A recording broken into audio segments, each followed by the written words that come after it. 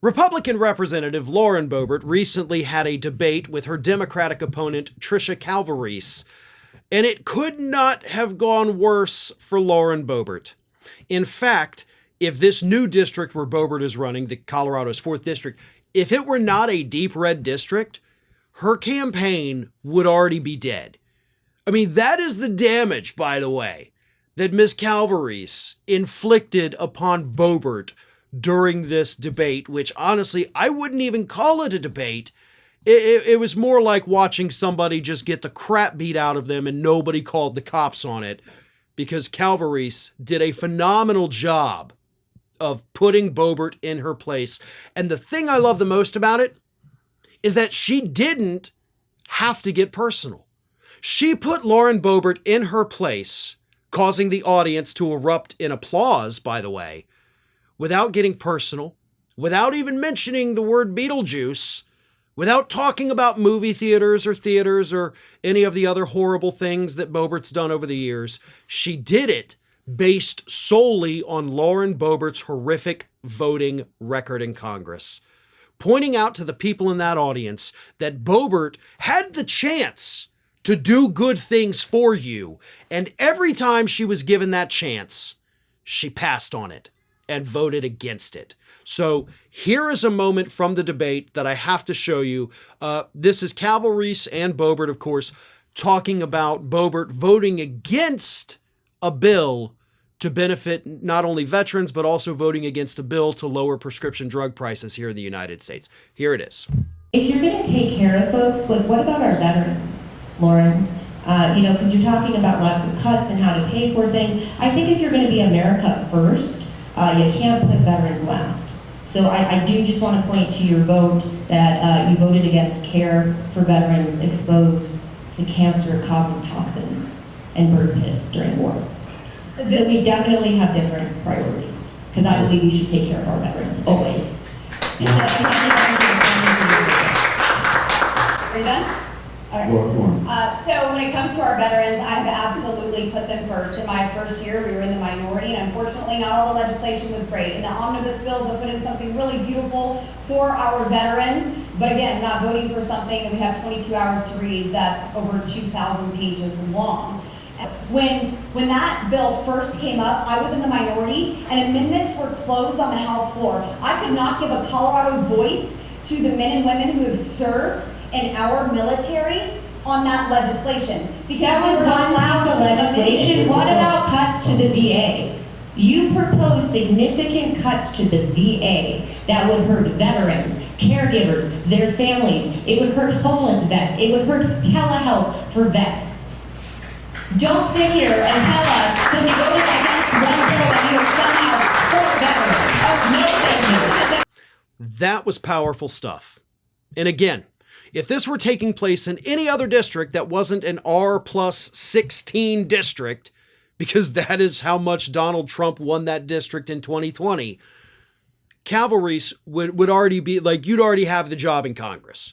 You would have won based solely on that performance. And for the record, that's just one clip out of many. I looked at several of these because Calvarese, of course, put them on her social media feed, and they all end up the same.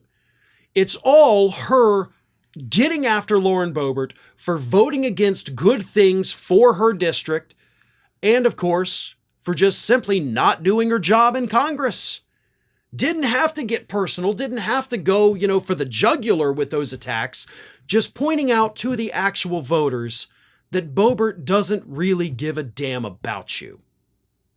Now, I've already said several times that she didn't get personal in the attacks against Lauren Boebert, but that was during the debate. Prior to the debate, however, this is a different story, and I love the way she did this too, because prior to the debate, Calvarese, of course, had released a video encouraging Boebert to show up for a debate, and of course reminding voters in her district just how disgusting Lauren Boebert is. So here is the ad that Calvarese put out, a couple weeks before the debate happened, and I'm showing you this because I think it's one of the best political ads I think I've ever seen. Here it is. Is Lauren Boebert vaping? On November 5th, your worst nightmare tries to claw her way back to Congress. Don't say her name. Boebert. The congresswoman was kicked out of the theater for being disruptive.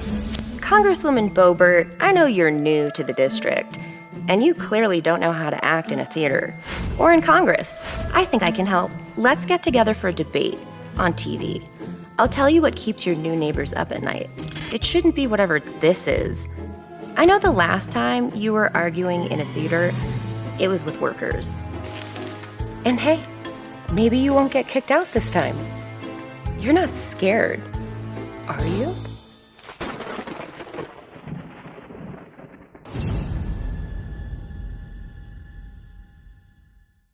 I loved every second of that. I would watch that over and over again on repeat for days.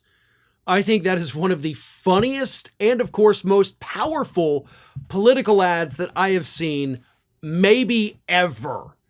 Just A+, top notch, no notes. I love what Calvarese and her campaign did with that ad.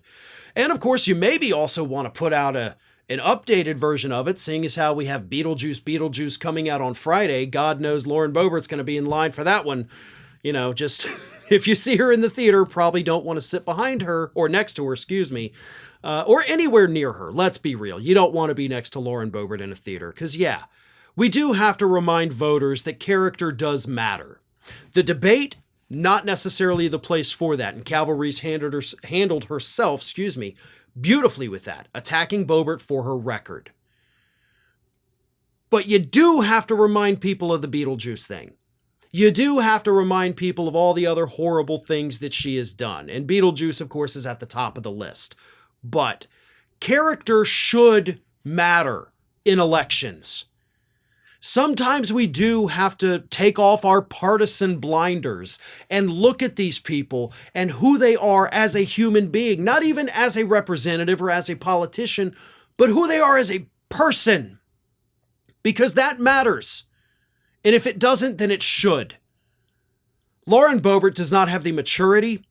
She does not have the mindset to serve as a member of the United States House of Representatives. She is disgusting. I mean, I don't know how else to put that other than she genuinely disgusts me with her behavior. And millions of other Americans who, of course, don't get to vote for or against her feel the same way. So Calvarese, what she has done here is this really good two-prong attack. You keep the policy when it's time to talk about policy, but you go after character when it's time to talk about character. Now, I will say this, as I mentioned, this is a Republican plus 16 district. Trump won it, Colorado's 4th district, by 16 points in 2020. Boebert is probably going to win this race. And the reason I say that is because all of the recent polling, which there isn't a ton of, but there is a little bit, it shows that Boebert has a roughly 10-point lead. Now, here's where things get interesting with those polling numbers. Boebert is still below 50%. So even though she is leading her Democratic opponent by almost 10 points, Boebert still doesn't have 50%. Which means there are still enough voters in that district that have not made up their minds. So Calvarese could pull this out. If she does, this would be the most remarkable victory in November. And yeah, I'm including all the races, including the presidential race, because this is a heavy Republican district. Democrats have had zero success there in recent cycles. But there's enough undecided or uncommitted voters in that district right now to give Calvarese that edge. Will they do it? I guess we won't know until November 5th. Hi, everyone. This here is little Athena. And Athena would like to know why you haven't subscribed to Fair and Balanced yet. So please, don't let Athena down. Subscribe today.